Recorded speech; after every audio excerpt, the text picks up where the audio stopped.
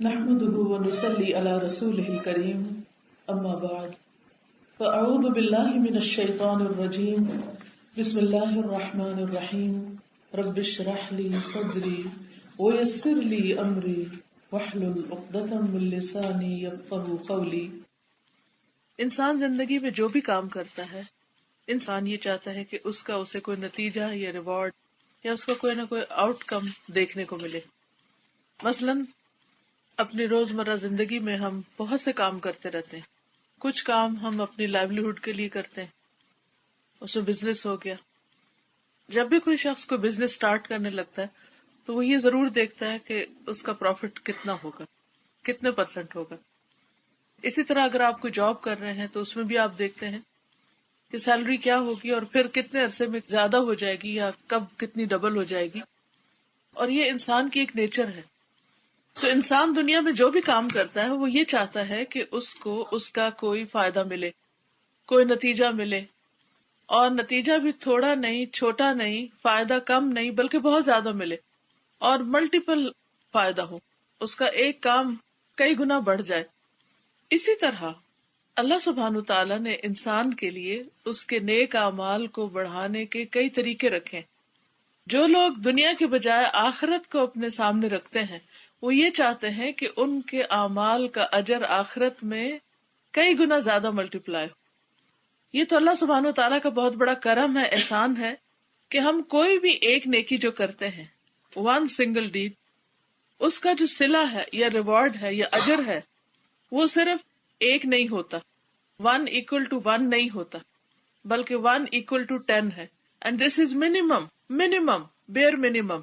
اور یہاں سے ہی اللہ سبحانہ تعالیٰ کی رحمت پتہ چلتی ہے کہ وہ بندوں کے اعمال کا یا بندوں کی نیکیوں کا کتنا قدردان ہے جب ان سے کوئی اچھا کام ہوتا ہے. پھر اس کے بعد قرآن مجید سے، نبی صلی اللہ علیہ وسلم کی سنت سے ہمیں بہت سے ایسے اعمال کا پتہ چلتا ہے کہ جو 100 گنا، 700 گنا اور لاکھوں گنا، اور بعض اعمال کا اجر اور ثواب تو ان لمیٹڈ ہے. جیسے فاسٹنگ ہے، صبر ہے، ان کے بارے میں ہمیں حدیث سے پتہ چلتا ہے. رسول اللہ صلی اللہ علیہ وسلم فرماتے، اللہ تعالیٰ فرماتے، الصوم لی وانا اجزی بہ، روزہ میرے لیے ہے اور اس کی جزا میں خود دوں گا. یعنی بتایا ہی نہیں، سرپرائز رکھا ہے ہمارے لیے. اسی طرح صبر، قرآن مجید میں اللہ تعالیٰ فرماتے، انما یوفی الصابرون اجرہم بغیر حساب، کہ میں صبر کرنے والوں کا ان کا اجر ان لمیٹڈ، بغیر حساب کے دوں گا. یعنی اتنا کہ جس کا حساب نہیں کر سکتے آپ، جس کو گن نہیں سکتے، جس کو کاؤنٹ نہیں کر سکتے. اور اسی لیے آپ دیکھتے ہیں کہ روزہ بھی ایک مشکل کام ہے اور صبر بھی ایک بہت مشکل کام ہے. اور صبر خاص طور پر صدمے کے شروع میں، الصبر عند الصدمۃ الاولی، جو ہی کوئی چوٹ لگے اس وقت صبر کرنا، اس وقت پی جانا اور زبان سے کوئی غلط بات نہ کرنا. اسی طرح باقی بھی بہت سے اعمال ایسے ہیں کہ جن کا اجر کئی گنا زیادہ بڑھ جاتا ہے. جب دنیا کا کوئی معاملہ ہوتا ہے تو ہماری کوشش یہ ہوتی ہے کہ ہم زیادہ سے زیادہ وہ طریقے اختیار کریں، وہ کام ڈھونڈیں، وہ جابز ڈھونڈیں جس سے ہمیں اس ڈگری کے اندر یا اس ایفرٹ کے اندر زیادہ ریوارڈ ملے. آبویسلی ہم ہمیشہ کیلکولیشنز میں ہوتے ہیں. مثلاً ہم بازار جاتے ہیں تو یہ دیکھتے ہیں اچھا زیادہ سستی چیز کہاں ہو، کہاں 2 in 1 ہے، کہاں پر کیا سیل لگی ہوئی ہے. یعنی خواتین کی خاص طور پر جو انٹرسٹ کی چیزیں ہیں اس میں سے کہ وہ ڈیزائنرز کے بیگز ہیں یا ڈیزائنرز کے جو ڈریسز ہیں وہ کہاں سستے ملیں گے اور چیز بھی اچھی ہو اور کم قیمت پر ہو.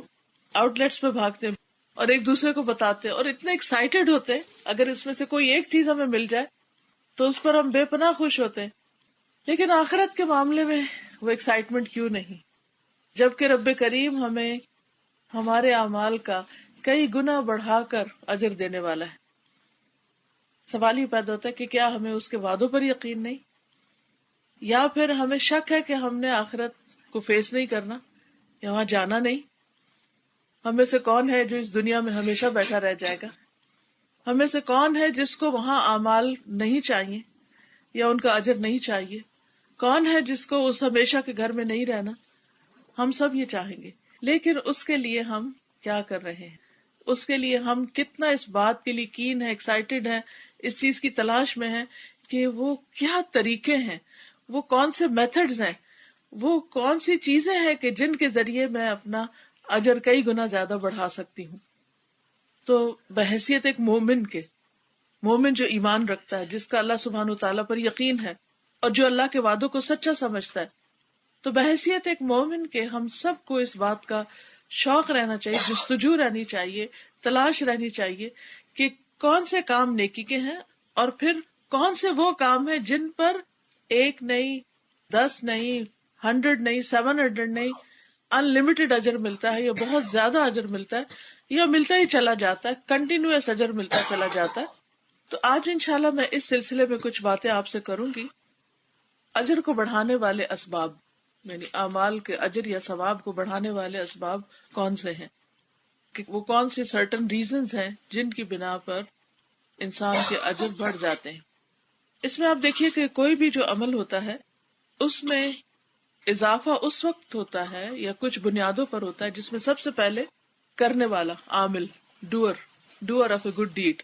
دوسرا ہوتا ہے کہ ٹائپ آف عمل یا نیچر آف عمل، یعنی جو ایکٹ آپ کرنے جا رہے ہیں وہ خود کیسا ہے. تیسرا ہوتا ہے اٹس ٹائم، اس کا وقت، کہ کون سا کام آپ نے کس وقت میں کیا. چوتھا ہوتا ہے مکان، کون سی جگہ پر کیا. اور پانچواں ہوتا ہے اس کے آثار، یعنی اس کی کنٹینیویشن یا اس کا امپریشن یا اس کے ایفیکٹس. اب آپ دیکھیے کہ جہاں تک کرنے والے کا تعلق ہے، اگر ایک ہی کام مومن کرے گا تو اس کا اجر کچھ اور ہوگا، وہی کام اگر منافق کرے گا تو اس کا کوئی اجر نہیں ہوگا. شرک کے ساتھ انسان کرے گا، مشرک کرے گا تو اس کا اجر نہیں ہوگا، کیونکہ اللہ سبحانہ وتعالیٰ کے ساتھ وہ کسی اور کو شریک ٹھہرا رہا ہے. تو اس لیے بعض اوقات لوگ اس بات پر بہت جھگڑا کرتے ہیں کہ فلاں اور فلاں شخص جو ہے ٹھیک ہے، اگر وہ مسلم نہیں بھی لیکن اس نے بہت بڑے بڑے کام کیے تو اس کو اجر کیوں نہ ملے. وہ تو اللہ اور اس بندے کا معاملہ ہے، لیکن اصل بات یہ ہے کہ اللہ تعالیٰ نے ہمیں جو شرائط بتائی ہیں وہ یہ ہے کہ عمل صالح کے ساتھ، نیک عمل کے ساتھ ایمان ضروری. جب تک ایمان نہیں، پہلا سٹیپ نہیں، تو دوسرے پہ آپ آ نہیں سکتے. دوسری چیز ڈیڈ اٹ سیلف، کہ آپ کون سا کام کر رہے ہیں، کیونکہ ایک ہی کام بظاہر دیکھنے میں وہ حلال ہو سکتا ہے لیکن اس کے اندر گڑبڑ ہو سکتی. مثلا آپ کے کئی ایکشنز ایسے ہوتے ہیں جو دیکھنے میں بہت انوسنٹ لگ رہے ہوتے ہیں لیکن حقیقت میں وہ ہوتے نہیں، کیونکہ ان کے پیچھے نیت ٹھیک نہیں ہوتی. مثلا ایک شخص 5 وقت نماز کو جاتا ہے مسجد، دیکھنے میں تو بڑا نیک کام ہے، سب کہیں گے کہ مسجد جانا تو بڑی نیکی کا کام ہے، لیکن اس کی نیت کیا ہے کہ اس کے جو نیبرز ہیں ان کو پتا چلے کہ یہ بہت نیک ہے، پائس ہے اور بہت اچھا انسان ہے.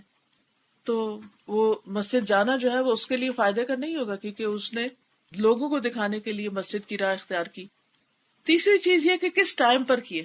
مثلا کوئی کام آپ رمضان میں کرتے ہیں اس کا اجر بڑھ جاتا ہے، مثلا نماز آپ وقت کے اندر پڑھتے ہیں تو اس کا اجر کچھ اور ہوتا ہے.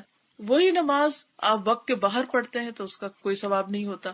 جیسے کہتے ہیں نا پنجابی میں ایک محاورہ ہے، ویلے دی نماز اور کویلے دیا ٹکرا، یعنی پھر تو وہ صرف ٹکرے مارنے والی بات رہ جاتی، کیونکہ قرآن مجید میں آتا ہے کہ ان الصلاۃ کانت علی المؤمنین کتابا موقوتا، کہ بے شک نماز مومنوں پر وقت کی پابندی کے ساتھ فرض کی گئی کہ ود ان ٹائم ہو. پھر اسی طرح آپ دیکھیں کہ حج کا جو عشرہ ذوالحج ہے اس کے اندر اگر آپ کوئی کام کرتے ہیں تو اس کا اجر کئی گنا زیادہ بڑھ جاتا ہے. پھر رمضان کی آخری راتیں جو ہیں، طاق راتیں جو ہیں، آخری عشرہ جو ہے اس میں کی ہوئی عبادت جو ہے وہ کئی گنا زیادہ بڑھ جاتی، خاص طور پر قیام اللیل. تو اس چیز کا بھی خیال رکھنا چاہیے کہ کون سا کام کب ہو رہا ہے. اسی طرح اگر صبر ہے جیسے، تو صدمے کی شروع میں کیا جائے تو اس کا اجر اور ہے، اور جب ساری باتیں ہو چکی، چیخ چلا چکے اور منہ سے بھی غلط باتیں نکالی اور اینڈ میں رو دھو کے جب تھک گئے تو پھر کہا اچھا میں اب صبر کرتی، تو اس وقت تو وہ صبر نہیں شمار ہوتا. پھر اسی طرح یہ ڈیپینڈ کرتا ہے کہ آپ کام کس جگہ کر رہے ہیں. مثلا مرد حضرات جو ہے اگر گھر میں فرض نماز پڑھ رہے ہیں تو اس کا اجر اور ہے، اور اگر وہ مسجد میں پڑھ رہے ہیں تو 27 ٹائم زیادہ ہو جاتا ہے، نماز وہی ہوگی، رکعتیں اتنی ہی ہوگی. پھر اسی طرح اگر وہ مکہ میں جاتے ہیں تو اس کا اجر اور ہے، اور اگر حرم کے اندر نماز پڑھتے ہیں تو اس کا اور ہے، مدینہ میں جاتے ہیں تو اس کا اجر اور ہے، مسجد اقصی میں کچھ اور ہے. اور اگر کسی ایسی جگہ پر نماز پڑھی جا رہی جہاں نماز پڑھنے سے منع کیا گیا، مثلا قبرستان ہے، تو وہی نماز، وہی رکعت ہے، وہی تسبیح، وہی ذکر، وہ ایکسیپٹیبل نہیں، کیونکہ وہاں منع کیا گیا. اسی طرح واش روم کے اندر یا حمام کے اندر نماز پڑھنا وہ منع کیا گیا. پھر آخری چیز یہ ہے کہ جو کام آپ کر رہے ہیں اس کا امپیکٹ اس سراؤنڈنگ پہ کیا ہو رہا ہے، آس پاس کے لوگوں پر کیا ہو رہا ہے. مثلاً ایک شخص سو رہا ہے اور دوسرا اس کے پاس بیٹھ کے بڑی خوبصورت انداز میں تلاوت کر رہا ہے اور اونچی اونچی تلاوت کر رہا ہے، اور وہ جو سویا ہوا شخص ہے وہ بےچارا ہر منٹ کے بعد جاگ رہا ہے، ہر منٹ کے بعد جاگ رہا ہے اور سخت آوازار ہو رہا ہے. اب کرنے کا تو آپ نیک کام کر رہے ہیں لیکن آپ دوسرے کو تنگ کر رہے ہیں ساتھ ساتھ، تو اس کا پھر وہ اجر تو آپ کو نہیں ملے گا.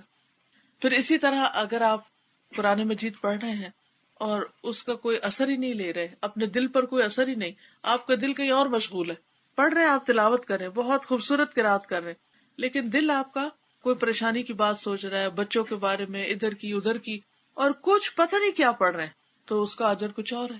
کیونکہ آپ صرف حرف پڑھ رہے ہیں تو حرف پڑھنے پر نیکی تو ہے، لیکن اگر آپ قرآن پڑھ رہے ہیں اور اس کو سمجھ رہے ہیں اور آپ پڑھ رہے ہیں اور اس کے بعد آپ کا دل پگھل رہا ہے، آپ کا دل بدل رہا ہے، آپ کے آنکھوں سے آنسو آ رہے ہیں، آپ کے دل میں اللہ کی محبت بڑھ رہی ہے، تو وہی ایک لائن پڑھنا پورے ایک سپارہ پڑھنے سے بھی زیادہ بہتر ہو سکتا ہے، کیونکہ اس کے اندر آپ کو ایک اور ہی اس کا امپیکٹ آیا ہے، آپ کے اوپر اس کا اور ہی اثر ہوا. پھر اسی طرح ایک کام ہوتا ہے جو آپ خود کرتے ہیں، لیکن ایک کام ہوتا ہے جو آپ کو دیکھ کر اور لوگ بھی شروع کر دیتے ہیں. تو جتنے لوگ وہ کام آپ کو دیکھ کے شروع کرتے ہیں، مثلا اگر آپ چیریٹی کا کوئی کام شروع کرتے ہیں یا تعلیم کا کوئی کام شروع کرتے ہیں اور لوگ آپ کو دیکھ کر ویسا ہی کرنا چاہتے ہیں، تو جتنے لوگ آپ کی وجہ سے وہ کر رہے ہیں یا آپ نے کسی کو کوئی چیز بتائی، مثلاً اگر آپ کسی کو بتاتے ہیں کہ مہینے میں 3 نفلی روزے رکھنا جو ہے وہ سینے کے کیڑے کو دور کر دیتا ہے، یعنی دل کے اندر جو لوگوں کے بارے میں بری بھلی باتیں اور ایک تنگی ہوتی ہے وہ ختم ہو جاتی. اب آپ مہینے میں 3 روزے رکھتے ہیں یا آپ ہر سوموار کو اور جمعرات کو روزہ رکھتے ہیں اور آپ کو دیکھ کے اور لوگ بھی رکھنے لگتے ہیں، اچھا آپ رکھ رہے ہیں میں بھی رکھتی، کیونکہ انسان کی نیچر ہے کہ اس کو اکیلے کام کرنا مشکل لگتا ہے، لیکن جب وہ کسی اور کو دیکھتا ہے وہ کر رہا ہے تو وہ بھی شروع کر دیتا ہے. تو ایسے میں کیا ہوتا ہے کہ آپ کو دیکھ کے کسی اور نے رکھا تو اس نے جو رکھا اس کا اجر آپ کو بھی مل رہا ہے. تو من سن فی الاسلام سنۃ حسنۃ، جس نے اسلام میں ایک اچھی سنت جاری کی تو اس کو اس کا بھی اجر، اور جتنے لوگ اس کو فالو کریں ان سب کا اجر. تو اس اعتبار سے جب آپ کوئی بھی اچھا ڈیڈ کرنے لگے، کوئی بھی اچھا کام آپ کرنے لگے، تو ضرور سوچیں کہ میری نیت کیا ہے، کام کا طریقہ کیا ہے، میں اس کو کس جگہ پر کر رہا ہوں اور کس وقت کر رہا ہوں، اور پھر اس کا امپیکٹ دوسروں پر کیا پڑے گا. یعنی کوئی بھی گڈ ڈیڈ جو ہے اٹس ناٹ دیٹ سمپل. وہی اچھا کام مختلف حالات کے فرق سے اس کا اجر فرق ہو جائے گا. اسی طرح اجر بھی اور گناہ بھی زیادہ. مثلاً زنا کرنا ایک برا کام ہے، لیکن اگر کوئی اپنے نیبر کی عورت سے کرتا ہے تو وہ اور بھی زیادہ برا ہے. اگر کوئی انسسٹ کا شکار ہوتا ہے تو وہ اور بھی کئی گنا زیادہ قبیح اور زیادہ بدترین کام ہے. اسی طرح ایک برا کام اگر گھر میں کیا جائے تو بھی برا ہے. مثلاً کسی نے گھر میں جھوٹ بولا تو وہ بھی برا ہے، لیکن اگر مسجد میں جھوٹ بولتا ہے بہت سخت برا ہے. پھر اسی طرح اگر کوئی شخص کہیں چوری کرتا ہے تو بہت برا ہے، لیکن اگر وہ مسجد میں چوری کر رہا ہے یا حرم میں جا کے طواف کرنے والوں کی جیب کاٹ رہا ہے تو بہت ہی بدترین ہے. اسی طرح اور بھی بہت سارے کام ہیں. ایک شخص کوئی غلط کام کرتا ہے اور اس پر ریگریٹ کرتا ہے اور وہ کہتا ہے کہ ہاں یہ غلط ہے، میں نہ کروں تو اچھی بات نہیں ہے، اللہ مجھے توفیق دے میں اس سے باہر نکل آؤں. لیکن اگر کوئی غلط کام کرتا ہے اور ڈٹ کے کرتا ہے اور کہتا ہے نو میں جو کر رہا ہوں وہ زیادہ بہتر ہے، اور اس کے اندر ایروگینس بھی ہے، تو وہ کام اور زیادہ برا ہو جائے گا. مثلاً آپ کسی کی بات نہیں مانتے ایسے فار نو ریزن، وہ بھی برا ہے. لیکن اگر آپ اپنی امی کی بات نہیں مانتے وداؤٹ اینی ریزن تو وہ کہیں زیادہ برا ہے. تو جس طرح نیک کام کئی گنا زیادہ اچھے ہو جاتے ہیں، اسی طرح برے کام جو ہیں وہ بھی اپنے اثر کے لحاظ سے کئی گنا زیادہ برے ہو جاتے ہیں.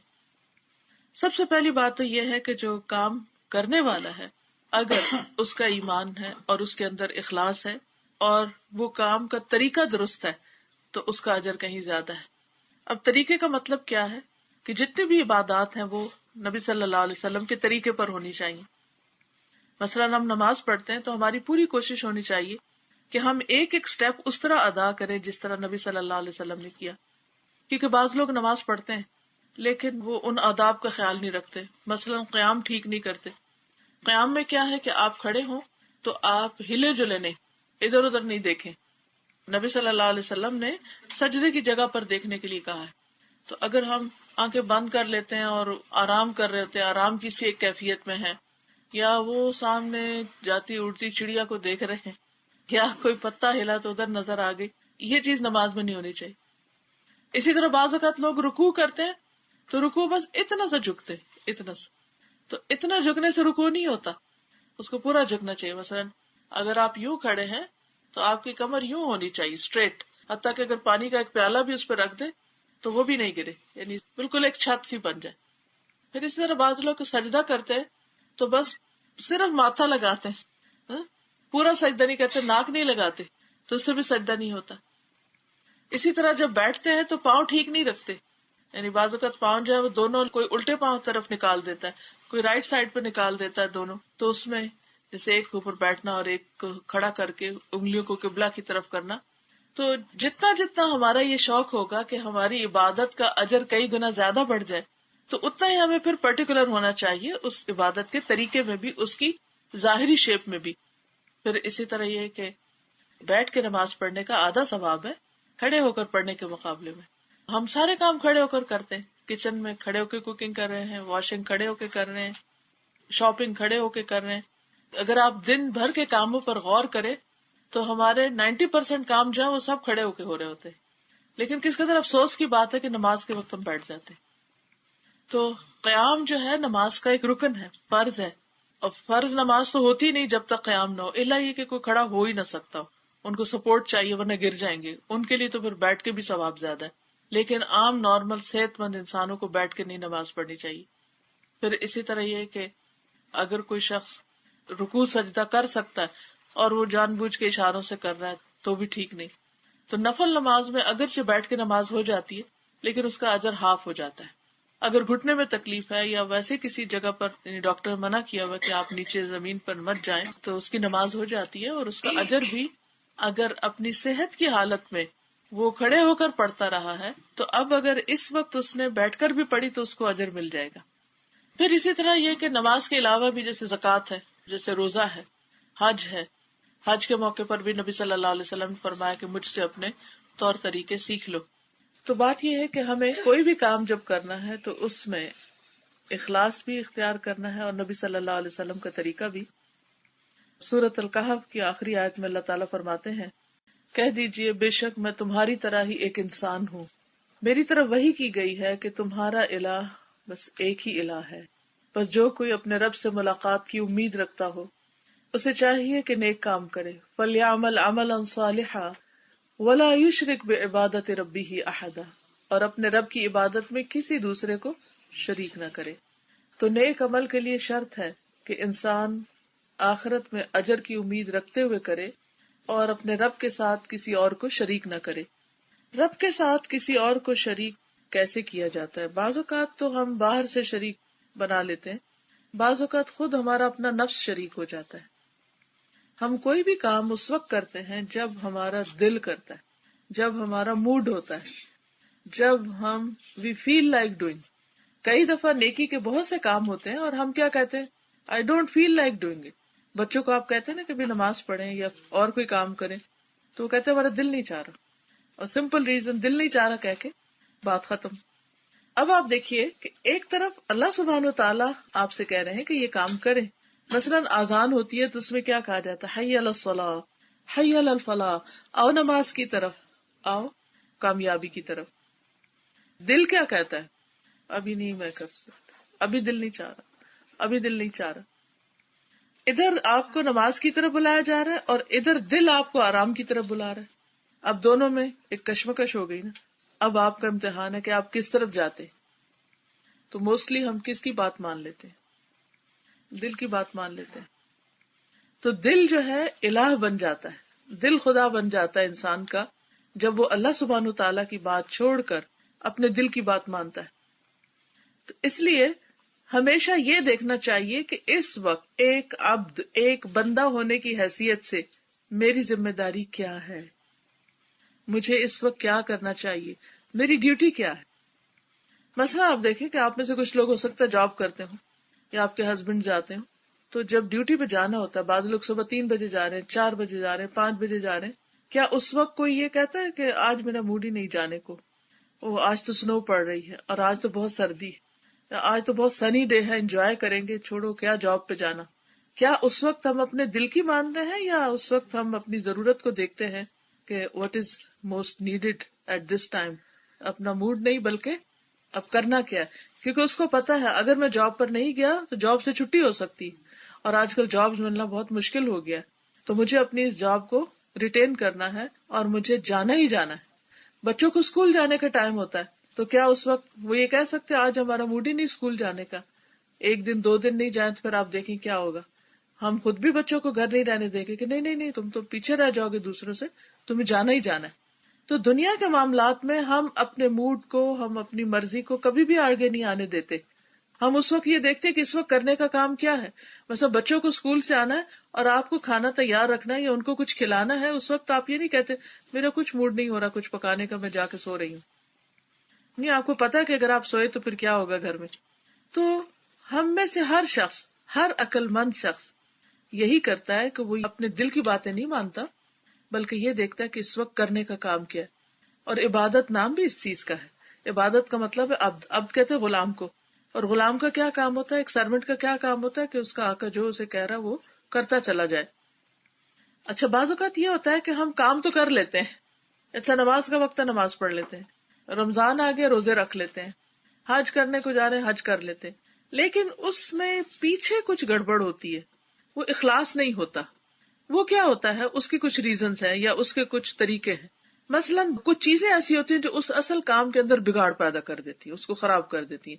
جیسے دودھ اچھا بھلا دودھ ہے، اگر آپ اس میں ایک قطرہ یوگرٹ ڈال دیں تو کیا ہوگا، ایک قطرہ ہے صرف، آپ کے نا اتنا بڑا کارٹن ہے دودھ کا اور ایک قطرے سے کیا ہوگا، نہیں ایک قطرہ اس کو بگاڑ دے گا، وہ دودھ نہیں باقی رہے گا دودھ. اسی طرح کھانے میں بعض اوقات آپ دیکھیں، بعض اوقات ڈرنکس کے اندر بعض اوقات چھوٹی سی چیز ہوتی ہے اس کا پورا کلر چینج کر دیتی ہے، اس کا ٹیسٹ چینج کر دیتی ہے، اس کی خوشبو چینج کر دیتی ہے. یا بعض چیزیں اگر نہ ڈالی جائے، انگریڈینٹس میں سے کوئی ایک مس کر دیا جائے تو کھانے کا مزہ ہی نہیں بنتا. تو بالکل اسی طرح آپ سمجھیے کہ نیک عمل جب تک کچھ چیزیں اس میں ہوں گی نہیں، اس کے سارے انگریڈینٹس پورے نہیں ہوں گے، یا پھر اگر اس میں سے کوئی مسنگ ہوگا تو وہ عمل اس سٹینڈرڈ پہ پورا نہیں اترے گا، اور اگر کوالٹی کا عمل نہیں ہوا تو وہ ایکسپٹیبل نہیں ہوگا، قبول نہیں ہوگا، اور اگر بیر منیمم ایکسپٹیبل ہو بھی گیا تو اس کا اجر بڑا نہیں ہوگا. اس لیے بہت احتیاط کی ضرورت ہے کہ وہ ساری چیزیں جو ہیں وہ پوری ہوں. اب وہ کیسے، مثلاً بعض کا دل میں انسان کوئی نیک عمل کرتا ہے تو اس لیے تاکہ لوگوں کو خوبصورت لگے، لوگوں کے لیے وہ بہت خوشنما بن جائے. مثلاً اگر ہم قرآن مجید پڑھیں اور یہ سوچیں کہ لوگ اپریشیٹ کریں کہ واہ کیا قرات ہے، کیا خوبصورت پڑھتا ہے، تو واہ واہ چاہنے کے لیے اگر ہم قرآن بھی پڑھ رہے ہیں تو بھی ایکسپٹیبل نہیں. پھر اسی طرح بعض اوقات ہم اس لیے کوئی کام کر رہے ہوتے ہیں کہ ہائے لوگ کیا کہیں گے، اور خصوصاً جب اس طرح کے لوگوں کو ہم دیکھتے ہیں تو فوراً وہ کام شروع کر دیتے. مثلاً ہم عام طور پر اگر دوپٹہ نہ لیں اور جب کوئی دیکھیں کہ درس دینے والی خاتون آ رہی ہے تو ہم اپنا دوپٹہ ٹھیک کرنے لگے، یا یہ کہ مسجد جا رہے ہیں تو مسجد جاتے ہوئے ہم اس طرح کا ڈریس پہن لیں کہ وہ مولوی صاحب شاید اندر نہیں جانے دیں مسجد میں، یا بھائی لوگ کیا کہیں گے کہ دیکھو یہ اسی طرح مسجد آ گئی، مسجد ایسے نہیں آنا چاہیے. تو مجھے بڑی بازو کا حیرت ہوتی ہے کہ دین مسجد کے اندر تو نہیں ہمارا چرچ کی طرح کہ دین صرف چرچ کے اندر اور باہر گاڈ کا کوئی تعلق نہیں زندگی کے کسی معاملے سے. نہیں، ہمارا رب جو ہے وہ تو ہر جگہ دیکھتا ہے اور اس کی عبادت اطاعت ہر جگہ اور ہر موقع پر کرنی چاہیے، وہ ہماری چوائس پر مبنی نہیں ہے. پھر اسی طرح بعض اوقات ہم کچھ کام صرف کسی کی رسپیکٹ میں کرتے ہیں کہ ہائے میرے فادر ہیں، اگر میں نے نہیں کیا تو وہ کیا کہیں گے کہ اس نے اتنا بھی نہیں کیا. ٹھیک ہے، ان کی رسپیکٹ اپنی جگہ ہے، لیکن نیکی کا کوئی کام اللہ کے لیے کرے، فادر کے لیے نہیں کرے.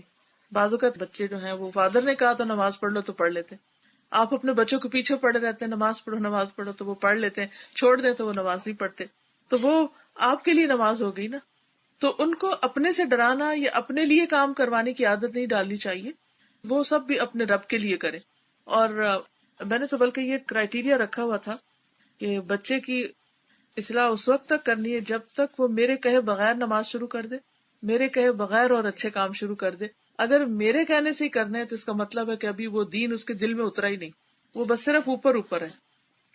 وہ جیسے چٹان کے اوپر مٹی پڑتی ہے اور پھر بارش آتی ہے سب دھو ڈالتی ہے، تو بالکل ایسے ہی اگر وہ دین جو اوپر اوپر ہے اور اندر نہیں پینیٹریٹ کیا اور جو ہی معاشرے میں ایکسپوز ہوئے تو وہ سارا کچھ ختم ہو گیا تو اس کا فائدہ نہیں.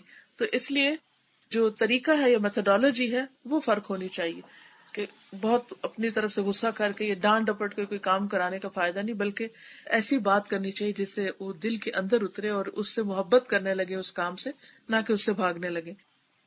اسی طرح بعض اوقات ہمیں لوگوں کی محبت ہم سے کچھ کام کراتی ہے. مثلاً بچوں کی محبت ہم سے کچھ کام کرواتی ہے، شوہر کی محبت یا کسی بھی انسان کی محبت، ادروائز ہم وہ کام کرنے والے نہیں ہوتے. تو یہ بھی موٹو ٹھیک نہیں ہے، کیونکہ قرآن مجید میں آتا ہے کہ کچھ لوگ جب کھانا کھلاتے ہیں تو وہ کہتے ہیں انما نطعمکم لوجہ اللہ لا نرید منکم جزاء ولا شکورا، ہم تمہیں اللہ کے چہرے کی خاطر کھلا رہے ہیں. یہاں مطلب یعنی اللہ کا دیدار ہو ہمیں، ہم اس کا ریوارڈ یا صلہ صرف اس شکل میں چاہتے ہیں. ہمیں تمہاری اپریسیشن یا تعریف ان چیزوں کی ضرورت نہیں ہے، اور ہمیں تم سے شکریہ بھی نہیں چاہیے. یعنی وہ اتنا زیادہ اس سے بے نیاز ہوتے ہیں کہ کوئی ان کی تعریف کرے. اور یہ ایک بہت بڑی غلامی سے آزاد ہونا ہے. جب انسان بندوں کے لیے کام کرتا ہے اور بندے وہ کرتے ہی نہیں ہے، مثلاً ہسبینڈ کے لیے ایک لمبی چوڑی کوکنگ کی اس نے 5 منٹ میں کھا کے اور نہ شکریہ ادا کیا نہ کچھ، تو آپ دیکھیں کہ پھر کتنی فرسٹریشن ہوتی ہے. انسان پھر کہتا ہے اچھا کوئی فائدہ نہیں ہوا مجھے، اچھا ڈریس پہنا کسی نے تعریف نہیں کی، کیا فائدہ ہوا، اس کا فائدہ نہیں، اس کا فائدہ یہاں نہیں ملنے والا. اگر آپ لوگوں کے غلام بن کے رہیں گے اور لوگوں کی تعریف اور لوگوں کی محبت میں کام کرتے رہیں گے تو زندگی میں فرسٹریشن کے سوا کچھ حاصل نہیں ہوگا. اگر اللہ سبحانہ و تعالیٰ کا یقین اور احساس اور احسان کے درجے پہ کام کریں گے کہ میرا رب یہاں دیکھتا ہے، کیونکہ کہتے ہیں نا کہ نیک عمل اس طرح کرو گویا تم اللہ کو دیکھ رہے ہو.